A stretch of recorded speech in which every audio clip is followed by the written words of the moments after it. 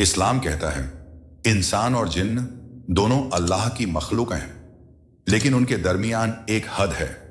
جب یہ حد پار ہوتی ہے تو نتیجہ ہمیشہ افسوسناک ہوتا ہے۔ یہ کہانی ہے ایک جوان لڑکی کی اور ایک جن کی جو محبت میں اتنا ڈوب گیا کہ اللہ کی حدوں کو بھول بیٹھا۔ الینا ایک سمجھدار پاک دل لڑکی تھی، نماز پڑھتی، قرآن کی تلاوت کرتی، مگر ایک غلطی کر بیٹھی۔ وہ اکثر اپنے کمرے میں تنہائی میں باتیں کرتی، کبھی شکوہ، کبھی رونا، اور کبھی بس چپ چاپ کسی سے دل کی بات کہنا۔ اسی وقت ایک جن جو سالوں سے وہیں رہتا تھا اس کی باتیں سنتا رہا۔ اس کا دل پگھل گیا، مگر جن کو اللہ کا حکم تھا انسانی رشتوں سے دور رہو، مگر وہ محبت میں ڈوب گیا۔ راتیں عجیب ہو گئیں۔ الینا کو محسوس ہونے لگا کوئی ہے اس کے پاس۔ کبھی کوئی کتاب ہلتی، کبھی دروازہ خود بخود کھلتا، اور ایک رات الینا نے ایک روشنی دیکھی اور ایک آواز سنی۔ الینا ڈر گئی، مگر عجیب طرح کی سکون اسے محسوس ہوا۔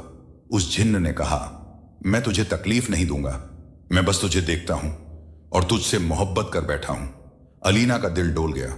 اس نے اسے قسمت سمجھا اور اس جن کی باتوں میں آ گئی۔ مگر شیطان بھی یہی کرتا ہے، پہلے سکون دیتا ہے پھر تباہی۔ الینا اب نہ مسجد جاتی نہ دعا مانگتی۔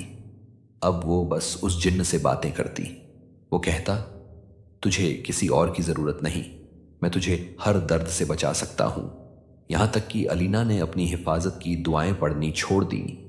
جن کی آواز غصے میں بدلتی، میں تجھے کسی اور سے بات نہیں کرنے دوں گا، تجھے بس میری بن کر رہنا ہوگا۔ اب محبت قید بن گئی تھی۔ عورتوں کو جن سے محبت کرنا منع ہے، یہ اللہ کی بنائی حدیں ہیں، اور جو ان سے ٹکراتا ہے وہ برباد ہوتا ہے۔ ایک دن الینا کو سپنا آیا۔ ایک نورانی شخص نے کہا، قرآن سے دور مت ہو بیٹی، اللہ ہی تیرا اصلی ہمدرد ہے۔ الینا بھاگی اور ایک بزرگ عالم کے پاس گئی۔ انہوں نے سنا تو کانپ اٹھے، بیٹی وہ محبت نہیں، وہ وہم اور شیطانی دھوکا ہے۔ جن کو بھگانا ہے تو اللہ کا سہارا لو، یہ پڑھو آیت الکرسی، سورہ فلق، سورہ ناس۔ الینا نے توبہ کی اور رات دن قرآن کی تلاوت کرنے لگی۔ ہر صبح آیت الکرسی پڑھ کر پانی پیتی اور کمرے میں دعا کرتی۔ جن کا اثر کم ہونے لگا۔ آخرکار ایک رات الینا نے سجدے میں گر کر کہا، یا اللہ تو ہی میرا کافی